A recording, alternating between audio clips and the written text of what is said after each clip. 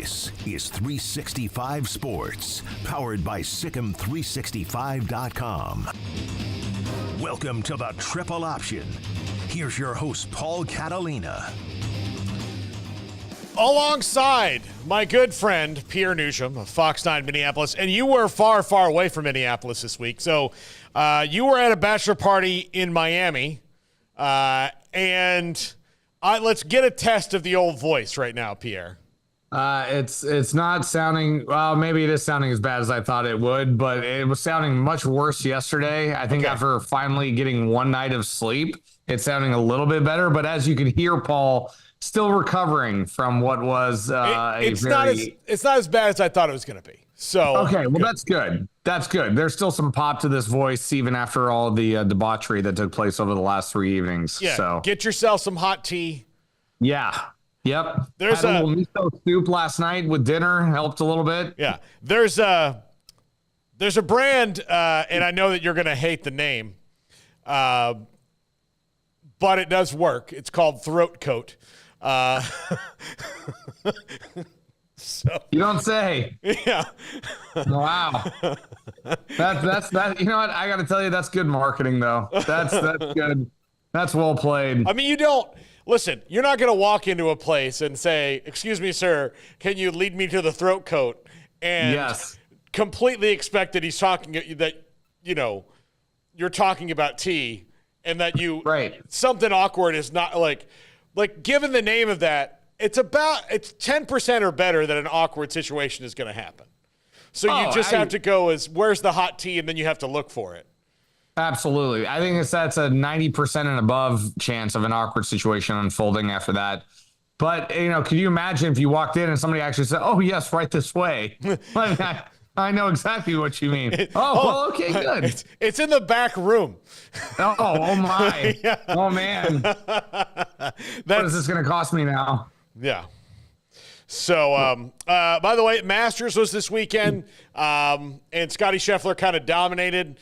Bryson DeChambeau started off well, but I had a feeling that the weather was going to get in his head a little bit, and it did.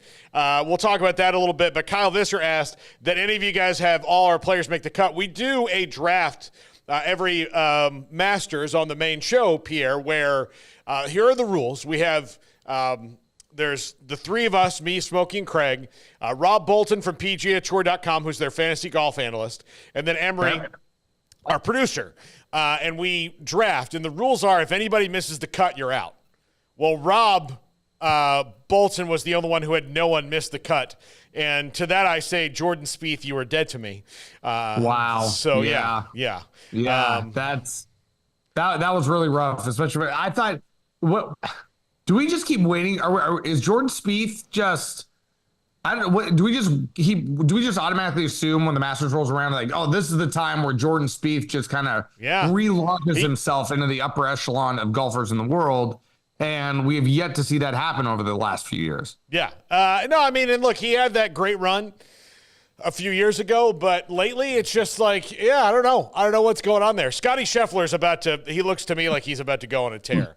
And he has the perfect disposition to be consistently successful because it doesn't seem like it bothers him that much. No. He's just like, you know, he said yesterday that being a professional golfer is one of the most frustrating ways to make a living, you know, like, or something to that effect of like, look, it's, you know, it's frustrating. Like, I would think golf, because no one, like, you know, you can see it firsthand in most other sports, you know, so baseball, basketball, hockey, whatever, like you can just see those days where like, man, this dude is on, right? Yeah. But in golf, if you're not exactly playing with that guy, you can be kind of strolling along and like, man, I'm really feeling it today. And then you like turn and look at the scoreboard and like, man, I'm 5 under, I'm killing it. And then that's what Tiger used to do to people is like, you look around and like, oh, what hole is Tiger on? He started after me. He's 7 under already? What are you talking about? I'm laboring here. I feel good. You know, like Scotty Scheffler, I think did that to people the other day where you're like, man, I'm feeling good. And they're like, how am I 3 strokes behind anyone? Like, how did this happen to me today? Because I'm feeling good. So, yeah, it's got to be frustrating because you're like, you know, you're not necessarily always looking at the guy. Now, if you get to the final rounds, you're in the last group, then it is. It's head-to-head, it's mano-a-mano, and you have those moments. But for the first couple days of a tournament, it's got to get in your head quite a bit because you're like, man, I really think I hit the ball well. I did this. I made some clutch putts. But then apparently this guy's, 3 feet from the cup every time. I don't know what's going on. Like, how did he have his best day while I'm having my best day? He seems to be, like you said, he's about to go on a tear. He certainly seems to be, not certainly seems to be, he is, without a doubt, the world number one at this point. The only other guy, I mean, when you talk about Jordan Spieth and you talk about guys like Dustin Johnson, who had a terrible weekend as well. But the guy that I was surprised that didn't have a very good weekend at all, and I thought he was looking like he was on his way to being the world number one and could be up there with Scottie Scheffler. And not to say that he's not and won't be at some point again soon, but Jon Rahm, I thought I was just a little taken aback about how much he really struggled through the tournament as well, because Jon Rahm was looking like he was going to be the guy that really was going to carry the torch the rest of the way, but it is firmly in the hands of Scottie Scheffler. There's no doubt about it. Yeah, absolutely. So I like it was very interesting to watch, and I missed some of it because I spent a great deal of the weekend traveling. Smokey's daughter, Jennifer, got married this past weekend in Tyler, so I was there. All right, get this. Garrett, you got married at a courthouse. Yep. You essentially had a witness that you were like, hey, do you want to come in here and watch this? Yep. Like, didn't even know the guy. Nope. Never seen him again. Yeah, Pierre, you've not been married. Not yet, no. No. Not that I can recall. I got married in Hawaii. I had a best man, and my wife, she had her niece was the maid of honor. Okay, so those two things, that's happened. Jennifer and Smoke had 13 attendants. Wow. It was, the procession took as long as the actual ceremony. Wow. Just kept coming and coming and coming and coming and coming. It was 13? 13. That's a decent amount. Yeah. That's a healthy amount. So there were 200 chairs set up at the wedding. And I think if you had just sat all those people down, there would have been like 15 empty chairs or so. Wow. Dude. So like,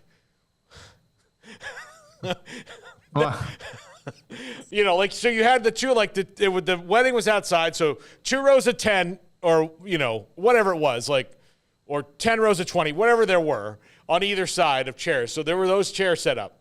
And so there's 200 chairs sitting out. I was just, my mind was blown. Are you asking Smokey what the tab was? Oh, no, I'm not. He was having such a good time the other night, but you also in everyone's eyes, you see all this joy but it's also relief. And I know this feeling is once it's over, you're like, man, I'm so glad we're finally here to the finish line. It's just been a process. And ours is pretty simple. We cut off the process that Jennifer went through and said, we're going to Hawaii. We're going to have 20 guests, and that's it. We could have had as many as 30, but we had some people I just can't make Hawaii happen. And we're like, all right, that's fine. I'm not hurt because, again, you're just telling, here's the thing, and my mom's generation doesn't get this. When you tell someone you can't make it to a wedding, they might be bummed that you can't go there, but you've also given that you're going to give them a regular gift, but you're also giving them the gift of, you don't have to spend any money on me. That's it. This $200 for the couple that it's going to cost for us to sit down in the chair. We've just done that for you. So in addition to the money we saved you, here is a nice espresso maker. And it's a great thing. I told her, no one's going to hurt there's going to be people I'll be sad that won't make it because I wanted them to be there. And I always want to see those people, right? And I had to whittle down the guest list of people I could have invited because otherwise, we work in an industry, Pierre, where we have a lot of friends. I could have had people flying in from all over the country into Nashville, especially people oh, my buddy's getting married in Nashville. Let's go there because I want to go to Nashville, And then you have an excuse. So, it's just, It was better that way. So I can't even imagine. But it was a good time. It was a good time. My sister did that. So she wanted to go to the courthouse, but to appease my mom and dad, she had a little bit of a bigger ceremony, but she had it in Cancun purposely to try to ensure that people would get the response of, oh, I can't make it. And I think it was around Thanksgiving weekend too. She purposely strategized to try to get as few people as possible to this wedding. So yeah, there's a method to the madness. I respect it. I totally get it. Yeah, no, I look, I understand. Believe me, I've lived that. Pierre, I hope one day that you get to experience that. Oh, I can tell you I'm not looking forward to the wedding planning process because everybody I've heard it from says it's just an absolute slugfest and from beginning to end. And just like you said it perfectly, once you get to the actual day and you don't have to plan one more thing or buy one more thing, you're thinking to yourself, thank God this is over. Even though it is a great day, but thank God this is over. Yeah. But yeah, no, absolutely. All right, Pierre, how are you caught up on The Amazing Race? I am one episode behind. Okay. I watched the first three. I have not watched the latest one, but I have watched the first three. I have taken stock of the teams and how things are shaping up. Who's what's his name? Ron? Who's the guy who used to play for Washington? Oh, Rod Gardner. That's who it is. Okay. I was like, wait, who is that guy? Because he is yoked up. I was like, I got to get on that guy's workout routine for starters.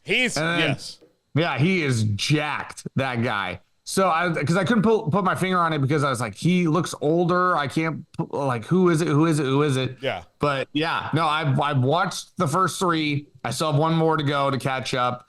But yes, I'm enjoying this season so far. I can't lie. Yeah. There's a couple teams that I can't wait for them to get out, and then there's a couple that I will be sad when they do eventually lose if they do, because they want it so bad. You know, yeah. There's I'm going to take a stab at. Well, actually, I'm not even going to take a stab. I can tell you there's the two teams that. One team in particular, I'm excited for them to get the heave-ho. It's the pink team. It's that guy, the nurses or whatever. Yeah. Yeah, I forget their names. They got to go. The other team here's the problem with the cousins, the two girls. The taller one seems like very nice and enthusiastic stuff. The other one just seems like a real pain in the rear end. Yeah. She goes in guns blazing with no plan whatsoever, and like they waste time trying to make up for her mistakes. And you're like, oh, you got it, and you're like, no, she hadn't. No, got it. No, you don't. Yeah, they yeah, they're interesting. No, there's a mother and son from Walla Walla, and he's like a super fan, and he is so good at the game. Yes. He's so good, but they're ultimately going to lose more than likely because she can't hang, you know? Yes. And I'm so glad that you brought that up because I wanted to bring something because in episode 2, you see the father-daughter team go home in the second of the mega leg to open the season. And listen, God bless you if you have a great relationship with your mother or father.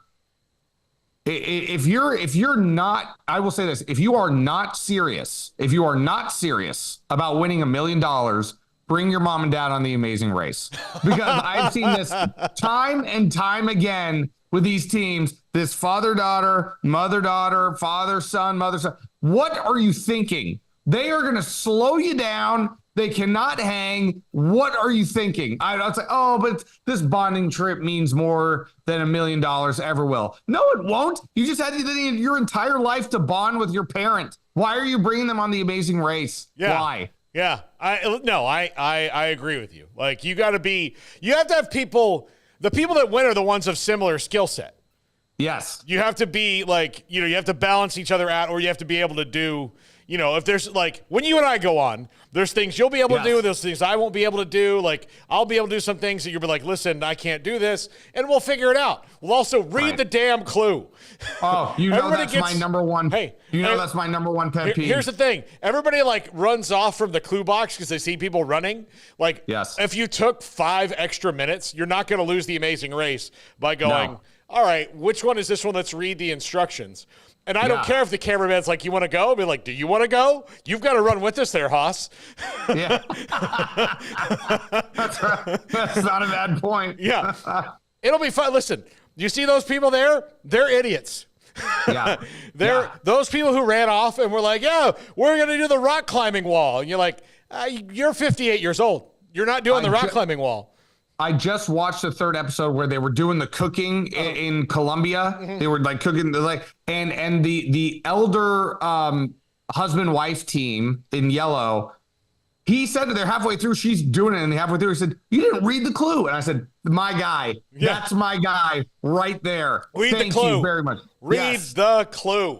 100%. 100%. It's so simple. Yeah. So simple. Yeah. Come on. But David and Cesar are running away with this thing.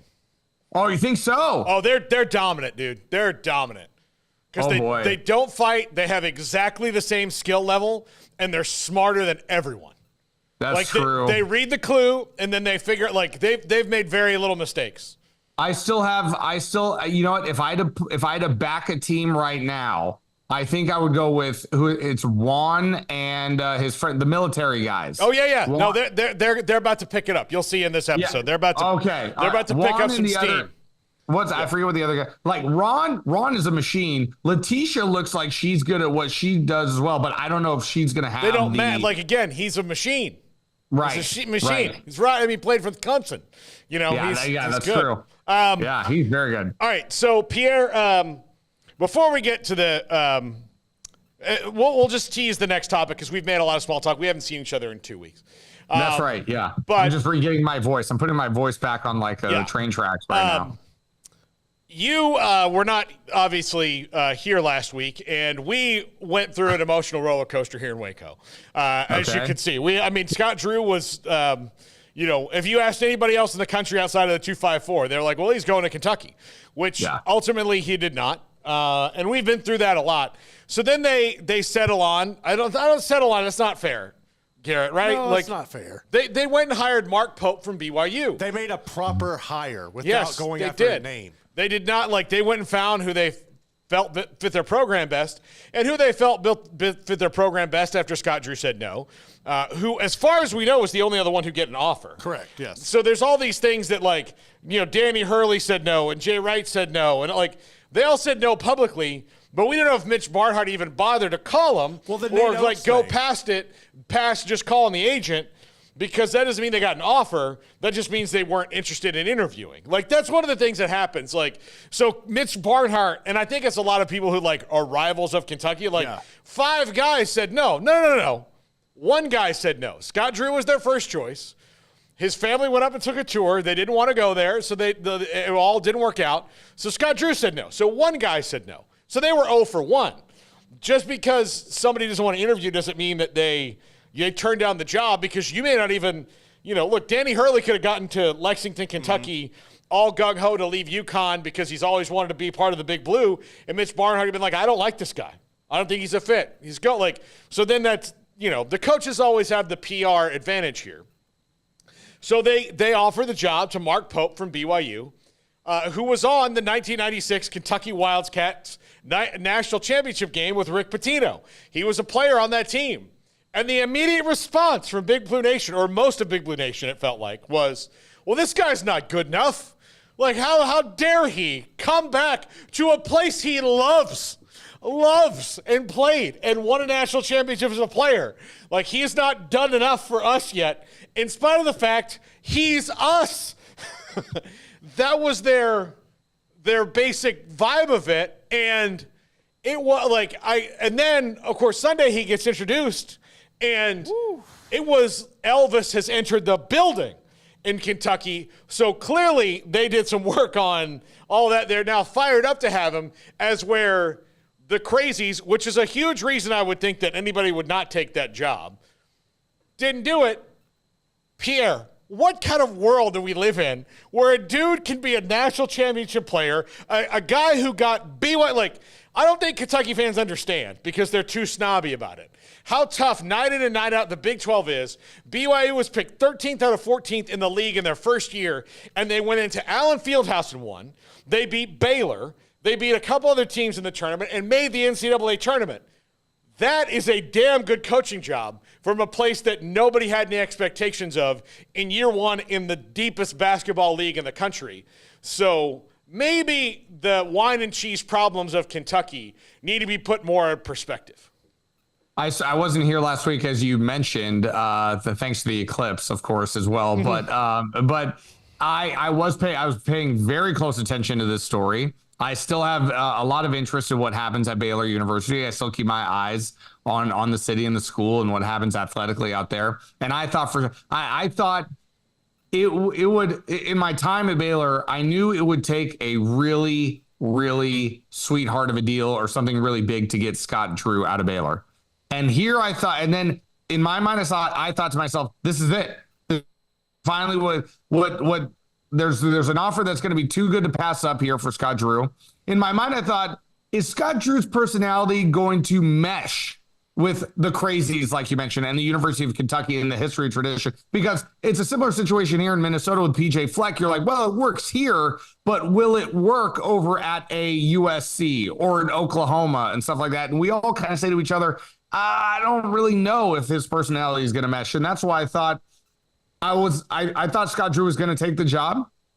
I was a little scared for him in a sense, because I thought his upbeat and kind demeanor was going to get him eaten alive by those people out there. Mark Pope was out of left field. I thought Nate Oates would have been an interesting hire. I would understand why Billy Donovan wants to stay in the NBA. However, I don't understand why he would want to stay in Chicago, because that's a franchise that is running in mud and going nowhere fast, and it has been for almost the better part of 2 decades at this point. So, with the exception of a couple Derrick Rose years here and there, but Billy Donovan, to me, is kind of stuck in purgatory in Chicago. So why wouldn't he entertain an offer to Kentucky? Mm-hmm. That was the name I thought for sure was like, well, if they don't get Scott Drew, I can see them making a really big push to see if they can get Billy Donovan to say goodbye to Chicago and come to Kentucky. But so I have to admit, Mark Pope felt a little bit out of left field for me. A little bit. I was a little bit surprised by the hire. But in a sense, I think I heard Garrett say it just a second ago, that did they maybe kind of calm down instead of chasing the big name, just do a search and say, you know what, who's the best fit for our program? Who has the best opportunity to maybe grow here and have it be Kentucky again? And is it Mark Pope? We don't know the answer to that question yet, but I have to admit the hire was a little bit out of left field for me. Here's what I think. If Mark Pope doesn't work out, then Billy Donovan's the next guy, because by that time, unless he's won an NBA title, he'll probably be more available. And he's not doing that in Chicago, I can tell you that. Not anytime soon. No. Not anytime soon. And look, if they're trying to build a winner there, fine. Great. Good luck to you. We'll talk more about Mark Pope when we come back and what the style of play is going to be there. We'll also talk a little about the NFL draft and whatever else I feel like talking about, because it's my show. And that's what we do here. This is the Triple Option on 365 Sports. If your business is like most, you need things done quickly. But if you're still tying your critical applications together on multiple shared public networks, you've probably been feeling the slowdown. And that's no good for business. A private UPN fiber network can get you and your business moving at the speed of light. Whatever you need, we can build it. Internet, Metro Ethernet, Waves, dark fiber.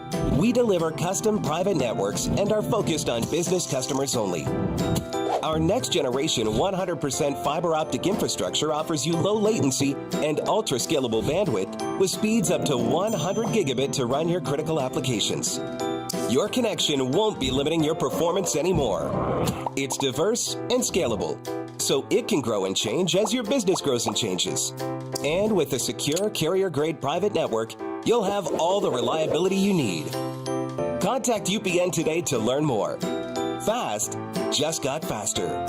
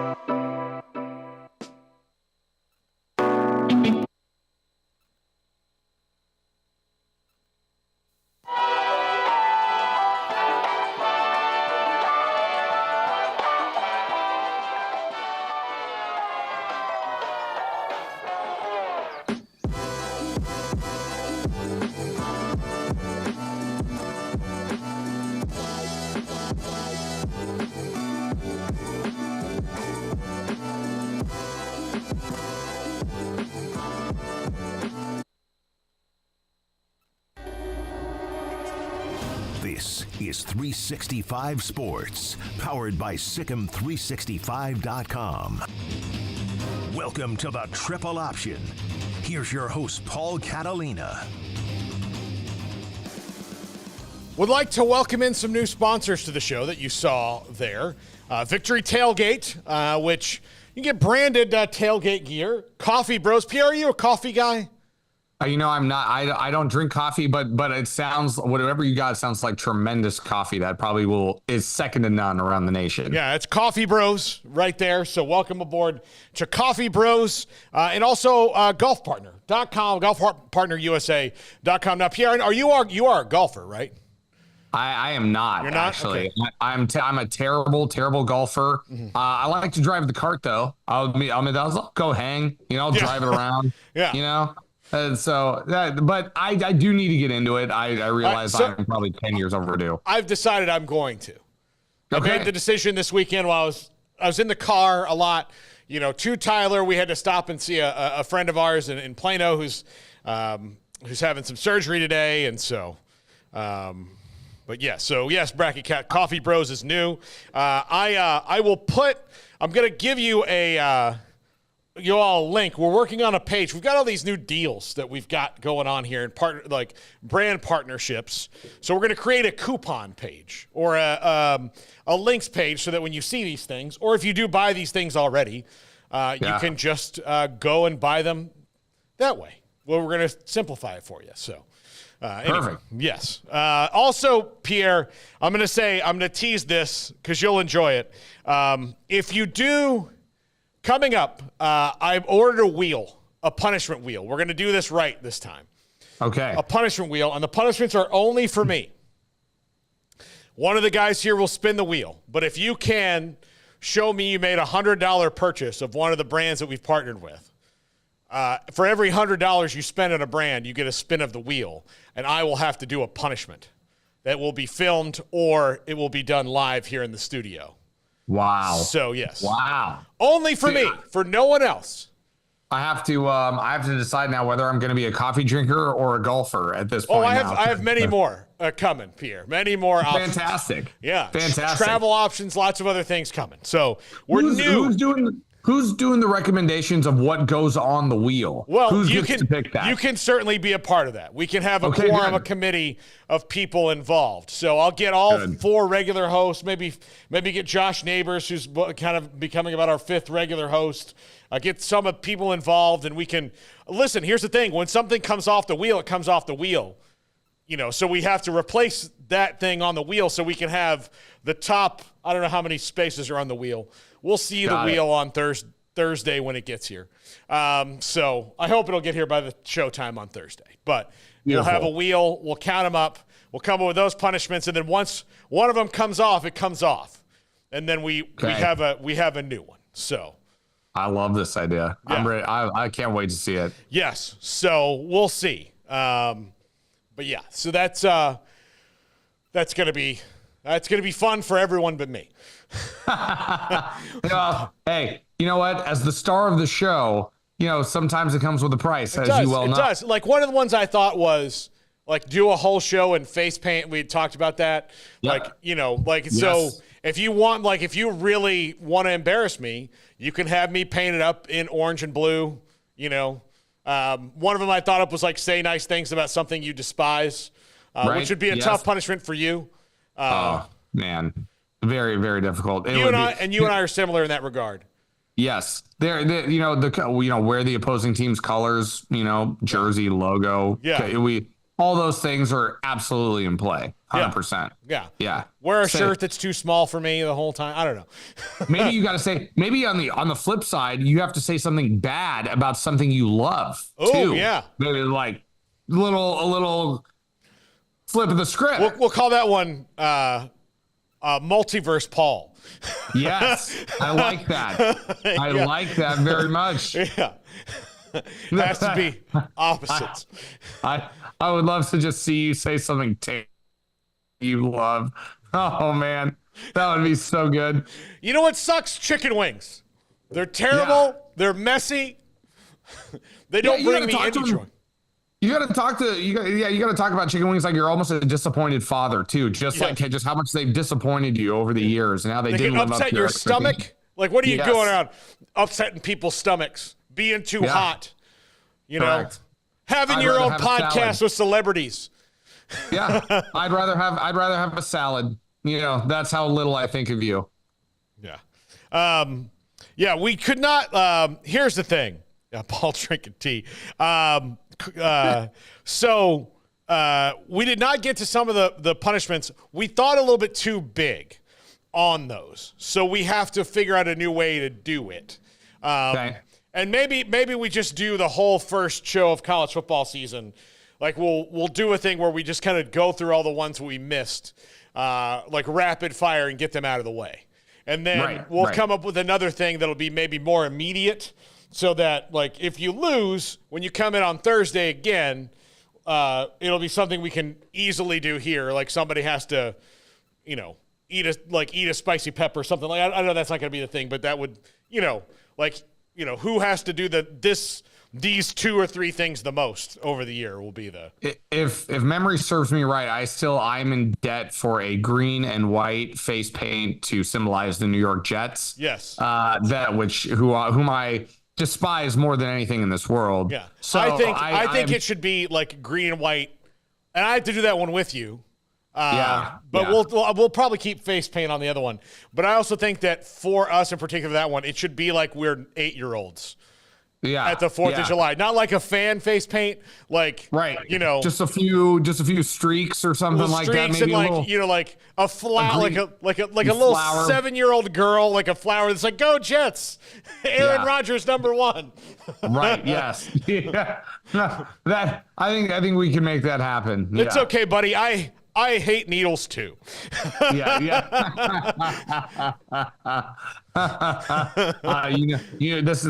This is going to be a real test of our character and patience. Yes. It's time to pay the piper. But yeah, and plus it'll help us. Look, we're about to hit the summer, which, as anybody in sports knows, you're lucky, Pierre. In the summer, it's not so much a drag for you because you were in a town with a Major League Baseball team and a basketball team that can, and a hockey team that can all potentially go into June with their seasons, and then you have baseball to get you through it all.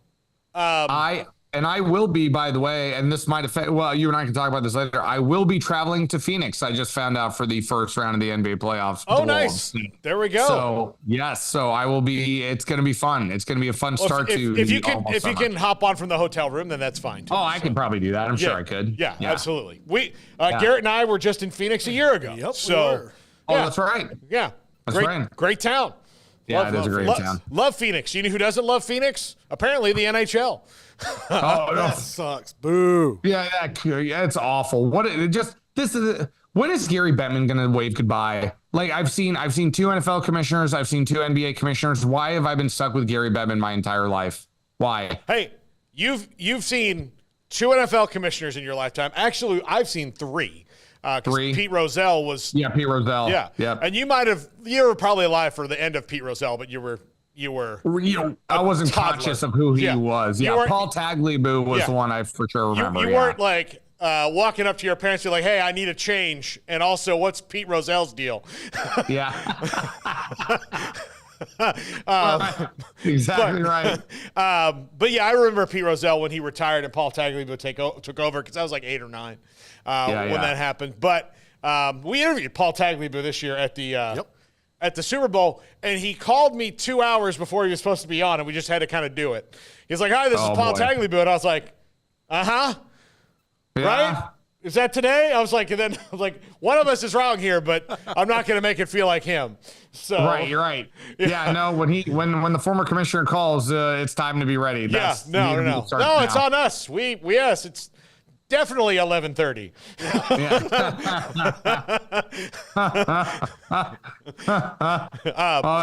I had to do that with Mark Stein one time when I was working in radio. Yeah. Called about an hour early, and I was like,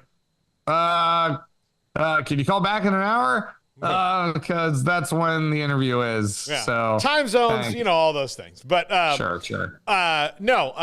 but you've seen you've seen even more Major League Baseball commissioners than you realize. Mostly you saw Bud Selig and Rob Manfred, but there were like 3 before Bud Selig. Bart Giamatti, father of actor Paul Giamatti, by the way.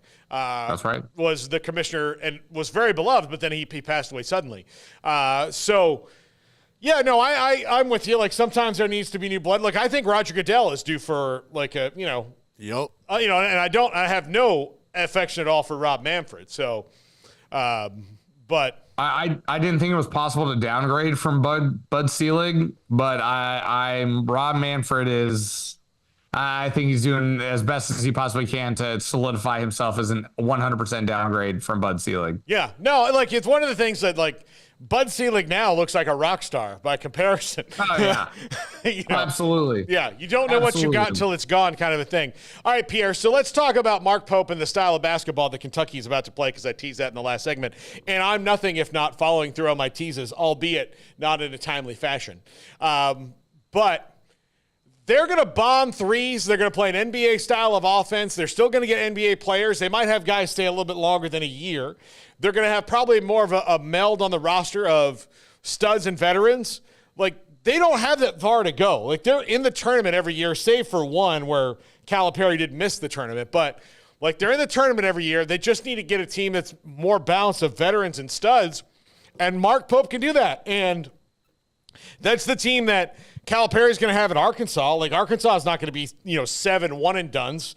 They're not going to do that. They're going to get – it's going to be different. So – I understand, like, Kentucky fans are really scarred from the Billy Gillispie era because they thought, oh my God, if somebody can win at Texas A&M, a place whose basketball program between Shelby Metcalf was the basketball coach there forever. And A&M was either pretty good, like they had pretty good years under Shelby Metcalf once or twice, a few times, or they were just god awful. And then they hired a string of basketball coaches who were just nothing to write home about. They had Billy Gillispie for a couple years. They went to the tournament. They won some games, and Kentucky thought, this is the guy. This is the guy. And Billy Gillispie was not a Kentucky guy. It just didn't work out. And part of it is that Billy Gillispie is very much a College Station guy. Yes. A Texas guy, and not and not a Lexington, Kentucky. Is very much the same way of Austin. Like, it was the reverse problem of John Malkovich at Texas, where he was a champagne and caviar guy in a beer and barbecue town, as where, like, you had a beer and barbecue guy in this champagne program of Kentucky. So they're scarred by that. But you know who knows how to deal with that? A guy who played there. And absolutely, who plays a system that you can get good really fast in, because you saw what he did at Utah Valley and then at BYU, and then now he is, off to Kentucky. So they're gonna bomb threes. They're gonna play kind of. They got a little bit better on defense, but I think that was probably going to come in year 2 of Mark Pope anyway. They just found the style of basketball that was going to help them win games in the Big 12. And it's, look, if you can shoot enough threes, especially against a team like Kansas who didn't have it, you can go to Allen Fieldhouse, get down 12, come back and win. And that's what happened there that night. So he's got some skills, and he's won some big games already in his career. I think it's a great hire for Kentucky. Look, Scott Drew would have been an absolute, grand slam. Like, this is still a 2-run homer at least in my book, and I think that if he gets them to the second weekend, year 1, everybody's going to shut up about it. Yeah. Yeah, no, I couldn't agree more. And I love that, not so much in relation to the new hire, but in terms of Cal and, like, Cal being on his way out the door. The one thing that I respect about Cal in terms of, what he needs to adjust his coaching style to moving forward to is, the transfer portal has changed everything. We know this already. The transfer portal has absolutely changed everything, and it's no longer a league of the diaper dandies anymore. That doesn't exist. You have guys who want to stay in college, who want to, the NIL money is pretty good there, and maybe they don't have that many big pro aspirations, but they're a dog in college. And, so they stick around. These guys who are now maybe 20, 21, maybe even 22, whose bodies are a little more physically mature, going up against 18 and 19-year-olds, they could have all the talent in the world at 18 and 19, but physically they're not ready for this type of competition. And that's what I respect about Cal with what he said, not so much with it on his way out the door, but at that final press conference after, in terms of what he needed to change about his philosophy. It's a new era of college basketball where, raw talent won't get you maybe as far as it used to. Yeah. And that's kind of, I as a basketball fan, I like that it won't. Because I love the structure in the team basketball and the maturity of players. It doesn't ever, we have a fast food mentality of everything has to be good right now, or else you're a loser, or else you're not any good.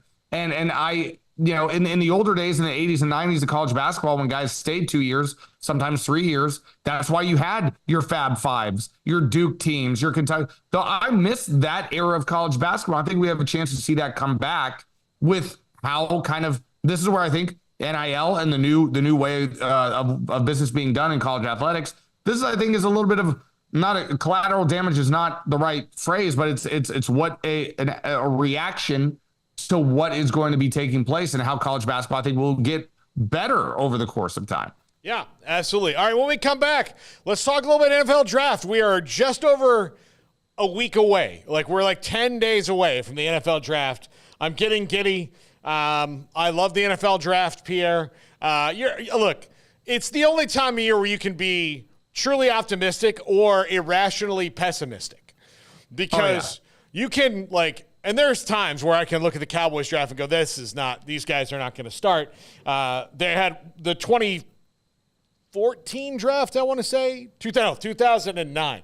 The 2009 Cowboys draft was the worst draft in the history of the Cowboys. I don't want to say in the history of the NFL, because I'm sure there's teams that have had worse. That's hard. That's hard to find. Yeah. But in the history of the Cowboys, the best player they got out of it was a kicker, David Beeler. And they went in with the attitude of look, all our starters are set. We know who we're going to have starting, so we just need to draft backups. And they had already, and part of it is going to trade away their first-round pick for Roy Williams. And then all of a sudden, all those starters didn't play very well the next year. And they're like, oh, well, then you had to tell them, that's why you draft, so there's always competition. Or you guys play football, right? The most physically grinding sport you can possibly play. Careers can end in a second, kind of a thing. A guy can be great in 1 year, and the next year he's hit the wall because you're just in 20 car wrecks. You guys remember that that's the sport you're playing, right? You're not drafting in the NBA where this guy's in Spain and he's coming over in 3 years. So it's not how it works. 2009 was too late for Quincy Carter at quarterback, right? No, that was also not a great one. So was Tony Romo? I think Tony Romo see that, or was it Bledsoe? No, Romo was the quarterback in 2009. In 2009, okay, yeah, all right. In 2009, okay. Yeah, okay. All right. Yeah, they went through that. That was the start. That was the beginning of the end for Wade Phillips, because they were like, "Oh man, we came up this great year in 2008 where they, I can't get into it. I can't get into it. I'll just get mad. No. But when we come back, let's talk about the draft next week and what we expect. This is the Triple Option on 365 Sports. If your business is like most, you need things done quickly. But if you're still tying your critical applications together on multiple shared public networks, you've probably been feeling the slowdown. And that's no good for business. A private UPN fiber network can get you and your business moving at the speed of light. Whatever you need, we can build it. Internet, Metro Ethernet, Waves, dark fiber. We deliver custom private networks and are focused on business customers only. Our next generation 100% fiber optic infrastructure offers you low latency and ultra scalable bandwidth with speeds up to 100 gigabit to run your critical applications. Your connection won't be limiting your performance anymore. It's diverse and scalable, so it can grow and change as your business grows and changes. And with a secure carrier-grade private network, you'll have all the reliability you need. Contact UPN today to learn more. Fast just got faster.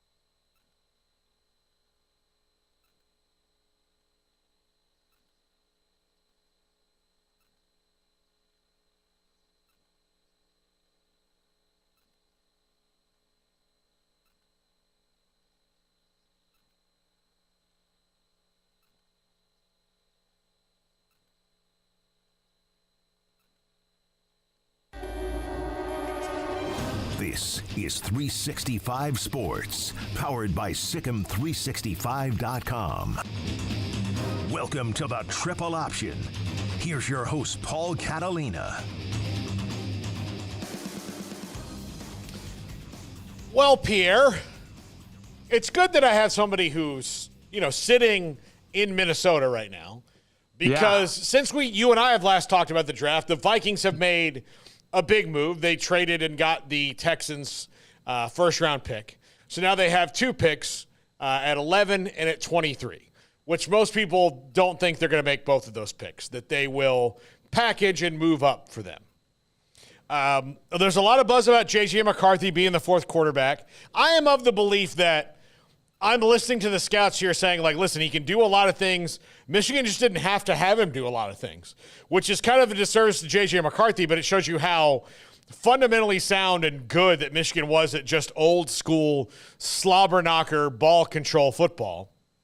But as a starter, he's only lost 4 total games maybe. He wins. He doesn't make mistakes. He's got a lot of physical tools. So, if that's the guy now, that's probably going to take a little bit of a sales pitch on the Vikings' part. But, if they don't come away with a quarterback that can start by the middle of next year, there's going to be a lot of people, Kevin O'Connell in particular, in trouble. Yeah, no, and I think the first person who's going to be in trouble is Fomensa, because by this time next year, if the Vikings don't make the playoffs, and I'm very skeptical that they do, if you look at Kwesi Adolfo-Mensa's track record in the last 3 years in terms of draft classes, it hasn't been very good. It has not been very good. There's been a lot of swings and misses so far. We're still waiting on a couple of guys to see if they develop and come to fruition. A couple guys that you'd, in terms of a draft report card, have an incomplete next to their names. So I'm not ready to bury him just yet. But so far, the track record hasn't been good. The issue I've been on record saying this multiple times. They were sitting there at 11, right? I felt that because how many times you and I have watched the NFL draft for the better part of 30 years now. Mm-hmm. How many times have we seen smoke screen after smoke screen after smoke screen happen, trying to prop up a guy only to think that he's going to go in the top 10 or even the top 5, but he tumbles down to the first round, sometimes even the second round. Look at Geno Smith. Geno Smith was being talked about as a top 15 guy in that draft, and he didn't go till the second round. So I was of the belief that there was absolutely no reason whatsoever for Kwesi Adolfo-Mensa to panic. And this feels like a panic move to me, because I feel that J.J. McCarthy is that guy who's being propped up right now, who you could have stood pat at 11 and probably still gotten. And you know what? If somebody else swooped in and got him instead of you, then I would say, God bless you. You take the risk, and I won't, because I'm not a big, I shouldn't say I'm not a big believer. You and I have talked about this before. I like guys who I can look at and I've seen them. It's almost like they've proven it to me. Caleb Williams has proven it to me. Even though he's got 2 first-round wide receivers, it's not Jaden Daniels' fault that he's got talent on the outside the way that he did. He proved it to me. Drake May, I thought we were going to see better, even though he was sacked 29 times in 12 games. I'm a little skeptical on. J.J. McCarthy, I'm a little skeptical on. If you want to roll the dice in round 2 and kept your second-round pick, maybe if Michael Penix falls there, go for it, or maybe trade up in the second round. This feels, and you're right, because you said it before, there is no way the Vikings are going to be staying at 11 and 23 and have 2 first-round picks and use it on edge and offensive line or edge and corner. That would just be an absolute disaster. It would be a disaster. It would be, look, the only way that happens is if somebody jumps up ahead of them and takes the guy, the only other guy that they would want. Right. Because if you wind up having to sit at 11 and 23, then you can probably at 23 get Penix or Nix and see what you got there, and not have to change your whole draft, move up and get it. But if they're not drafting 4 or 5, And this is a team without a second or third round pick. If I'm not mistaken, I don't think they have a third round pick either. So this is a team without a second round pick. And if you want to move up, it's going to cost you 23, and it very well could cost you your first rounder. Team that is going to need draft capital, especially with a rookie quarterback to put pieces around him. So I don't love the position that the Vikings are in and the position that Kwesi Adofo-Mensah has put them in right now. I don't love it at all. Yeah.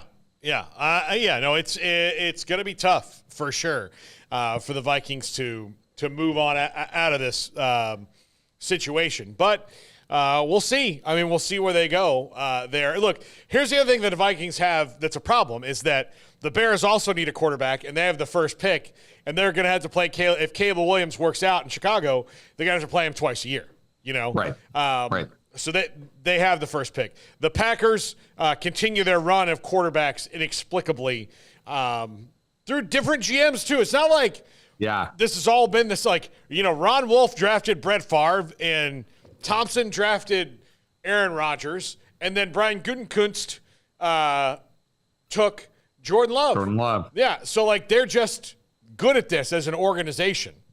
Yeah. And Detroit has Jared Goff, who's pretty good. I mean, bottom line, the world kind of gave up on him, but he's looked pretty good last year. He's been to Super Bowls and NFC title games and done that more than a lot of guys. He's far more accomplished than Dak Prescott is. And the Lions, at the beginning of last year, they were talking about the Lions were ever since Jared Goff arrived in Detroit, it almost felt like there was already a plan in place to get him out of Detroit, but all he's done is proven that he can be the guy. Absolutely. Yeah. All right, Pierre, I want to talk before we get done. You were in Miami this week. I need details of places that you went. Yes. Did you make the mistake, and I say mistake, of going down to South Beach and paying, $40 a beer?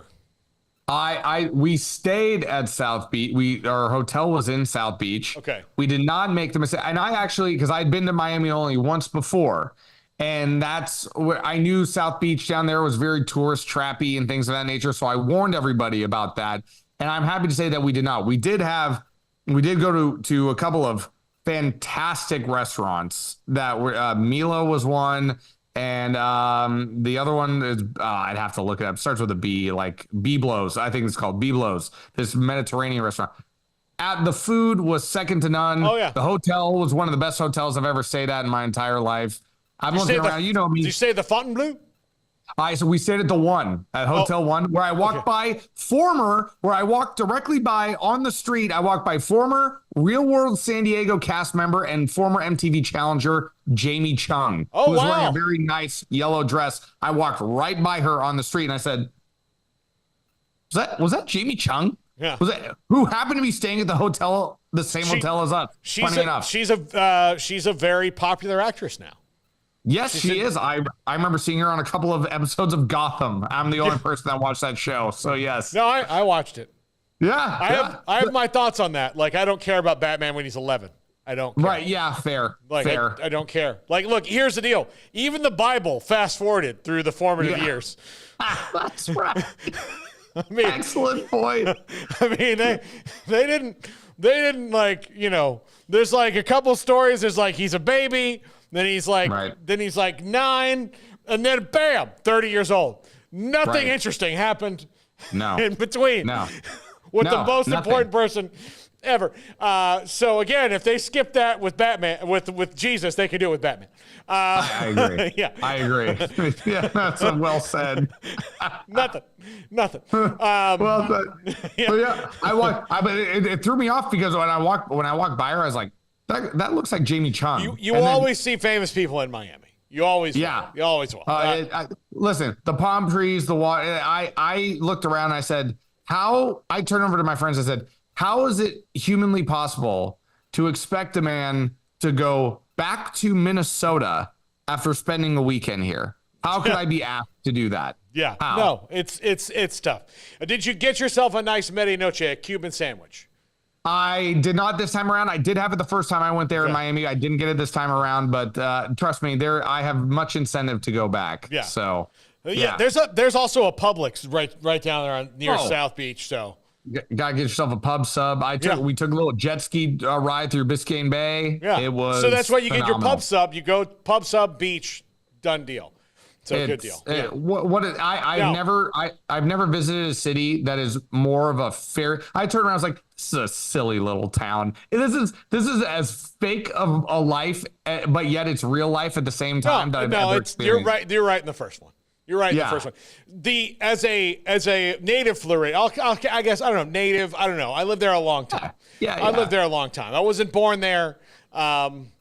But I lived there a very, very long time. I went to middle school, high school, and college in that state. I lived in 3 different cities in Florida. So I feel like I have a grasp on it very well. Without a doubt. There is Miami, and there's the rest of us. Mm-hmm. And that's how we feel. But now, listen, I went to Miami. 2020 was the last time I was there, right before the pandemic, for the Super Bowl. And it was a lot better. Like they actually cleaned up some of it that was unnecessarily dirty. It was, they'd done a good job of that. It's one of those things where because they're so everything's so fake, you're like, all right, this is not how things are. This is really a facade. Like the thing about South Beach, I remember I went down in college one time. We went into a bar and they were like, "Yeah, it'll be a $30 cover." And in it would have been like 2000, 2001. I was like, "And how many beers do I get with that? Do I get my first 2 beers that included my first 2 or 3 beers?" And no, just to get in here. And I was like, no, I can't. I can't. I have $75 for the night to spend. And part of that has to probably go to a cab. So, a cab. You remember cabs?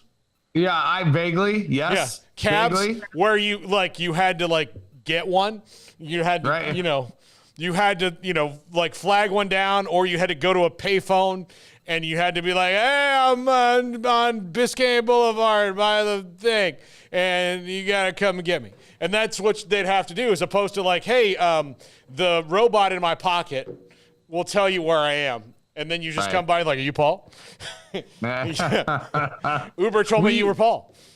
We did try to go to one place. We were told you have too many dudes, so we were turned away. Yeah. So there you go. Fine. Here's the thing. If you had one of those little punch cards, you would have hit oh, there's a go. You get 10 things like that in Miami, you get a free nose job. Yeah. Hey. Or lips or butt, whatever you need. Free plastic surgery from a surgeon. We saw a lot of that all over town, but I'm not mad about it. No shade. I can't wait to go back. What a city. Yeah. What a city. No, it's wild. It's certainly wild. All right, Pierre. Well, rest that voice. Go get you some throat coat. I will. I can't wait. I'll let you know how it goes. And I want you to ask the guy, "Excuse me, sir, you, sir. I would like some throat coat," and just see how that goes. I just want to know how that goes. Don't say tea, just I am looking for throat coat. And then how he reacts will tell me if you've walked into you're the one being awkward or he's the one being awkward.